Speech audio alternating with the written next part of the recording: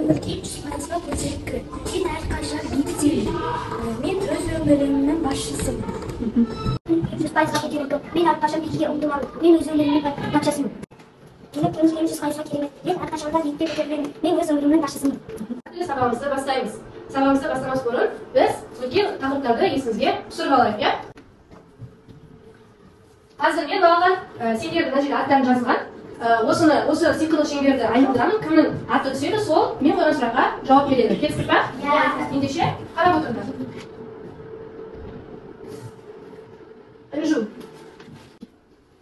Інжу, тұрлаулы мүшелерге не жатады? Тұрлаулы мүшелерге байқоңдауыш пен бастауыш жатады. Жақсы, жарайсың, отыра ғой. Келесі, қазір қарап отырамыз балалар. Сырым. Қандай сөз таптарын білесің? Сан есім, зат есім, етістік, сын есім. Жақсы, жарайсың. Келесі оқушы қарап отырамыз. Зат есім, заттың атын білдіретін сөздерді зат есім деп атаймыз. Мысалы, сұрақтары кім, не, кімдер, нелер. Жақсы, дұрыс па балалар? Иә. Ендеше тақтаға қараймыз тағы. Ақберт, етістік дегеніміз не? Іс-қимыл әрекетін білдіретін сөздерді етістік деп атаймыз. Оның сұрақтары не істеді, не қылды, қайтты. Не істеді, мектепке келді. Не істеді, үйіне қайтты. Жарайсың. Дұрыс па балалар? Иә. Жақсы. Енді соңғы дұрыс сұрақ.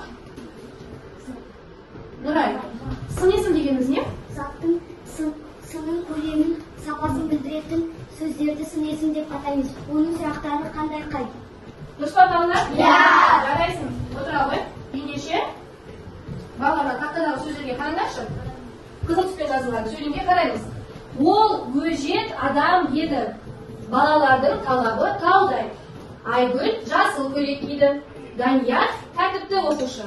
Енді сендерге тапсырма. Осы сөйлемдерді тыңдасаңдар, сын есімдерді тауып, оны сөз құрамына талдау керек. Бірінші сөйлем.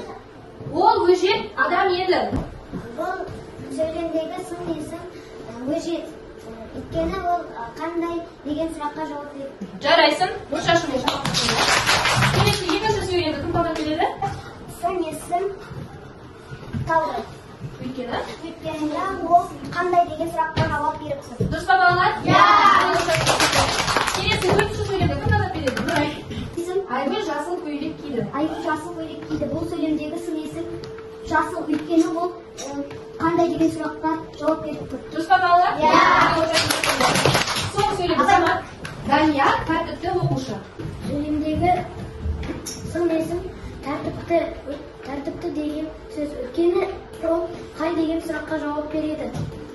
Қай және немесе қандай сұрағына. Жақсы, отыра ғой, от шашы жасап қойыңыз. Енді балалар, осы мысалдарға қараңдаршы. Өжет, таудай, жасыл және тәртіпті деген сын есімдерде айырмашылық бар ма? Иә. Қандай айырмашылық бар? Екі сын есімдерде кейбіреулеріне түбірсіз, кейбіреулерінде жинақ жалғыз. Жақсы, балалар, ақнұрдың жауабы дұрыс. Себебі бұл жердегі сын есімдердің кейбіреулері жинақ жалғаған, ал кейбіреуі қандай сөздері? Түбірсіз болады дедік. Ендеше балалар, бүгінгі біздің сендермен өтетін тақырыбымыз негізгі және туынды сын есім болады екен. Сын есім заттың түсін, көлемін, салмағын, дәмін, пішінін білдіретін сөздер сын есім деп аталады. Сын есімдерге қандай деген сұрақтар қойылады. Түсі қызыл, сары, ақ, көлемі кіші, үлкен, ұзын. Біз сендермен бүгін негізгі және туынды сын есім деген тақырыпты өтеміз. Видеода айтылғандай, негізгі сын есімге қандай ереже құруға болады? Біз бұған дейін негізгі зат есім дегенмен таныстық. Негізгі сын есім ережесін қалай құрар едіңдер? Маржан? Негізгі сын есім дегеніміз ол бір түбірден құралатын сөздерді негізгі сын есім деп атаймыз деп ереже құрар едім. Жақсы. Туынды сын есімге жинақ жалғану арқылы жасалған сөздерді туынды сын есім деп ереже құрар едім. Өте жақсы. Ендеше бүгінгі күнді жазыңдар. Наурыздың 16-сы сынып жұмысы. Бүгін білімдіге дүние жарық мақалын жазамыз. Балалар мақалды жазып болсақ, 70-ші беттегі екінші жаттығуға қараймыз. Мәтінді көркем жаз. Көшіріп жазыңдар. Екінші жаттығу.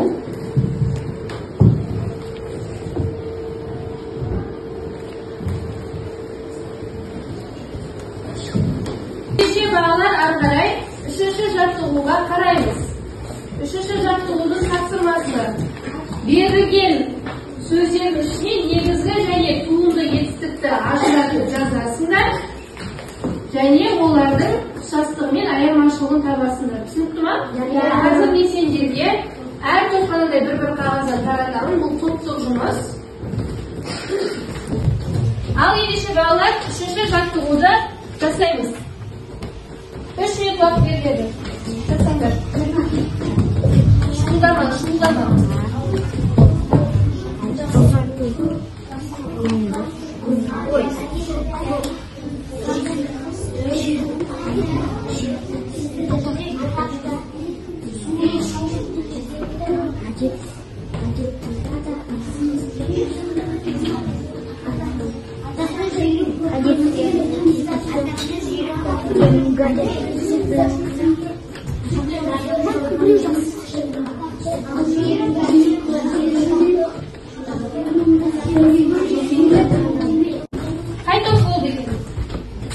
Жақсы, жарайсыздар. Ендеше бірінші топтан бастап жауабын тыңдайық.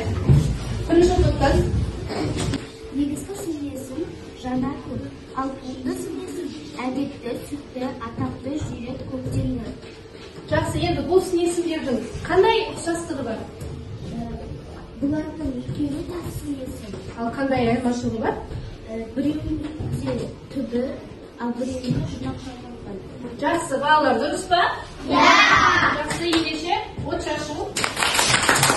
Екінші топ. Жанар көп, туынды сын-есім. Сүтті, әдетті, атақты, көктемді. Негізгі сын-есім. Жанар көп, әдетті, жүйрік. Туынды сын-есім. Сүтті, көктемді, атақты. Бұлардың ұқсастығы? Екеуі де сын-есім. Ал айырмашылығы? Біреуі түбірсіз, екіншісінде жинақ жалғанған. Жақсы, балалар, от шашу жасақлайық. Енді төртінші топ. Сын-есімге көп, жанар, жүйрік. Туынды сын-есімге әдетті, сүтті, көктемді. Екінің айырмашылығы біреуі түбір, біреуі жинақ жалғанған. Жақсы, жарайсың. Ұқсастығы екеуі де сын-есім. Өте жақсы, жарайсың. От шашу жасап қояйық. Жарайсың. Ендеше барлығымыз маған қараймыз.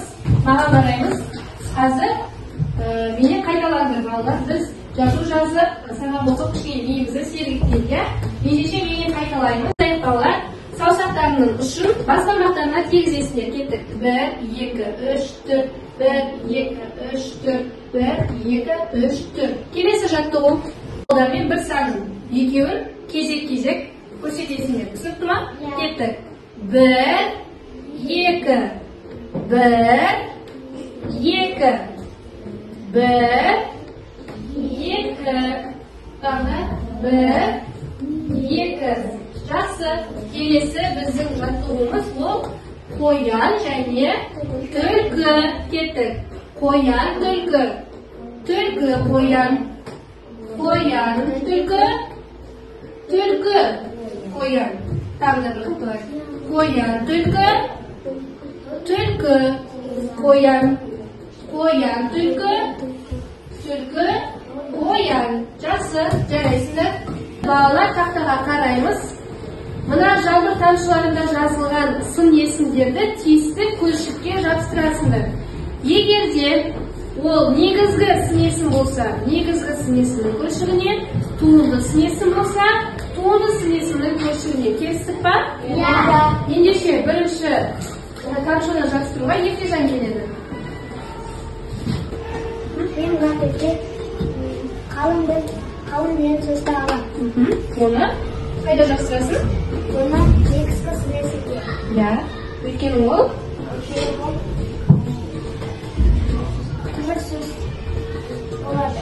Жақсы. Отыра ғой. Әлібек. Айтқыш деген сын-есімді таңдаймын. Оны туынды сын-есім тапсырамын. Неге айтқыш туынды сын-есім болады? Өйткені оған қыз шығынағы жалғанған. Дұрыс. Отыра ғой. Мен кеңеске деген сөзді аламын. Оны негізгі сын-есімге жабыстырамын. Иә. Жақсы. Отыра ғой. Нұрдан. Мен өзімнің ақылды сөзін аламын. Ол қандай сын-есім болады? Ақылды, туынды сын-есім. Өйткені Мен бұл сөзді ұсақ ол қандай сын-есім болады? Ұсақ. Иә, себебі таңдаймын. Ол негізгі сын-есім болып тұр. Себебі иә, қандай сын-есімді таңдайсың? мен бұл жерде жауапты деген сөзді таңдаймын. Ол қандай сын-есім болады? Ол туынды сын-есім болады. Өйткені қазір мен сіздерге мынандай бір қаламдан таратамын. Кімге қандай сөз түсті, қай сөз табына жатады, сол құтыға апарып салу керек. Жарай ма? Иә.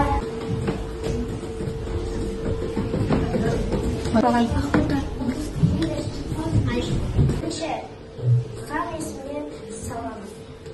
Оқып отыр. Мен бұны екінші естіп.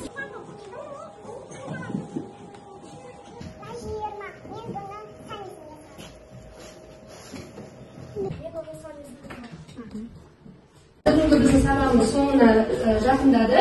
Сендер білесіңдер, қазір әлеуметтік желілерде қандай желі ең қызығы? TikTok. Қазір мен сендерге қандай қағаздар таратып беремін. Кімге сабақ ұнады, соны жазасыңдар. Кімге қандай тапсырма қиын болды немесе қандай тапсырма ұнады, соны жазып, оны мына комментарийге саласыңдар. Ал кімге сабақ өте қатты ұнады, оны мына жүрекке келіп саласыңдар. Келістік па? Иә. Жүресіңіз.